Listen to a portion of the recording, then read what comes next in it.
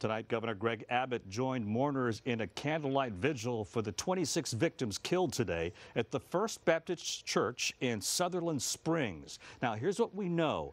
Police identify the shooter as 26-year-old Devin Kelly, who has a listed address near San Antonio. CBS News confirms Kelly is a former U.S. Air Force member. He was discharged for bad conduct and court-martialed for assaulting his wife and their child in 2014. For that, he spent a year behind bars.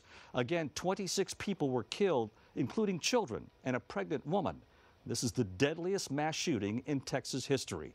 Sutherland Springs is a town of about 650 people. The big question tonight, why did this happen? We begin our coverage with Courtney Zabowski. She is in Sutherland Springs, just about 40 minutes outside of San Antonio, with new information from investigators.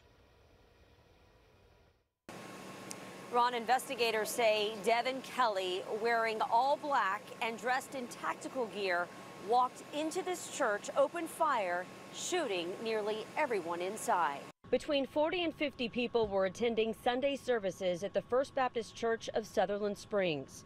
At about 11:15 a.m., witnesses say a single man with a gun walked in and opened fire on the congregation. He's a young white male, maybe in his early 20s. He was dressed in all black. Some 46 people were wounded, more than half of them fatally. At least at this moment in time, there are 26 lives that have been lost. The gunman fled the scene in a vehicle, pursued by a private citizen armed with a rifle. After driving north for some time, the suspect's SUV left the road and came to a halt in a field. Police arrived to find the man dead inside it. At this time, we don't know if it was a self-inflicted gunshot wound or if he was shot by our local resident. The suspect was later identified as 26-year-old Devin Patrick Kelly. Investigators say they have no idea what may have prompted this rampage.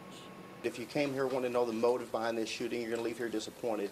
The incident prompted a massive response from local, state, and even federal law enforcement agencies. The FBI and the Department of Homeland Security are among those who've joined the investigation. Sutherland Springs is about 35 miles east of San Antonio.